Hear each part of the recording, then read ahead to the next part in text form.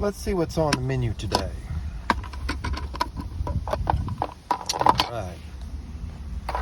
So I did a little cooking this morning, but with a twist.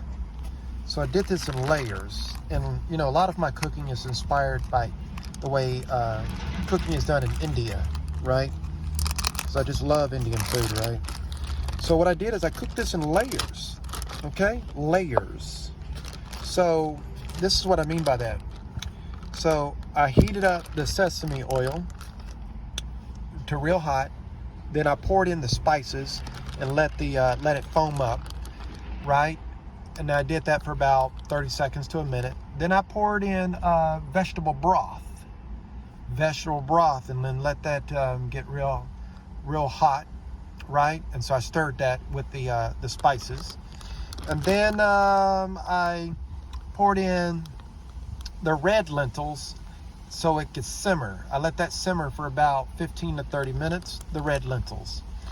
And then I added a layer of green lentils. Now these lentils, both sets of lentils are sprouted. So then I added in some green lentils, sprouted green lentils. I let that simmer less, but I did half the bag of sprouted green lentils, right? Because I want the heat to go down real low. Like I turned off the heat, and then I added the rest of the green lentils, right? So that they just get the least amount of heat. And then after that sat for a while, then I added green leaves on top of that. So they had just the regular heat residue, right? Because you don't want to eliminate the nutrients from the greens. If all else fails, if nothing else, you want to maintain the maximum.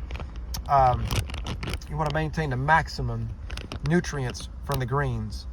And so that's what this is. It's a layered meal that's prepared so that some elements are cooked and some elements are fresh. And I left it in this resealable bag so it could marinate even more by the time I ate it a couple of hours later. So this is what it looks like as far as consistency. And one of the things I wanted to do is I wanted to try to get as close to dal tadka in terms of the consistency of the lentils. I'm not quite there yet, but I can tell you this tastes really good. There's no salt added to this. So if I added salt, yeah, that would take the flavor in a much more positive direction. But as is, in terms of like a vegetable-oriented dish that is maximized in health and protein, this is absolutely phenomenal. So I like the way this came out.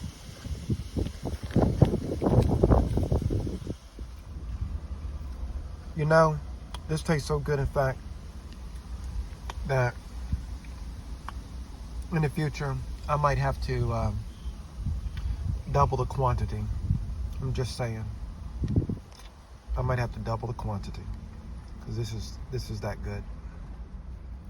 All right, so wrapping this up, due to the way I did the vegetable broth, you know, because I wanted to cook down the vegetable broth on purpose, because that gives you more consistency in the lentils or chickpeas or whatever it is like that you have in the dish that you're trying to create.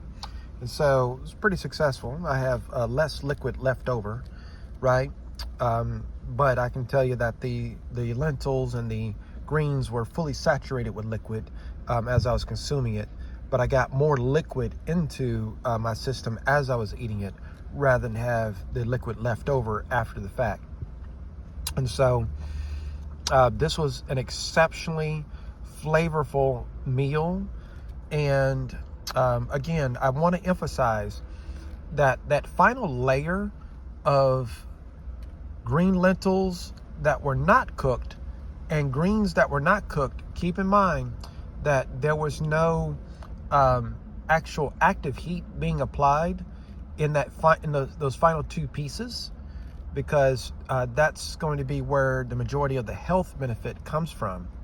And so it was important to make sure that the actual overall meal and dish was hot once the actual cooking part was done. But once the cooking part was done and you let it sit, you let the heat reduce, and you let the raw sprouted lentils and the greens that you add, you let that sit in the reduced heat version of the dish, and then you cover it, right? You cover it for about 5 to 10 minutes, and so you let it naturally cook, as opposed to having even heat on low. This is like no additional heat, from a heating element. It's the dish itself that's supplying that final heat, right? But you want that heat to be somewhere in the neighborhood of 90 degrees or below. And so that's the secret to having both a healthy topping of legumes and greens that's going to be not only satisfying from a flavor standpoint, because you get additional flavors from the broth and from the spices that were cooked earlier, right? And then there was those red lentils that was cooked into the broth as well, right? That's just creating more of a base, right? More of a hearty base, right? But the main target was the green lentils, half of which was partially cooked around 90 to 100 degrees.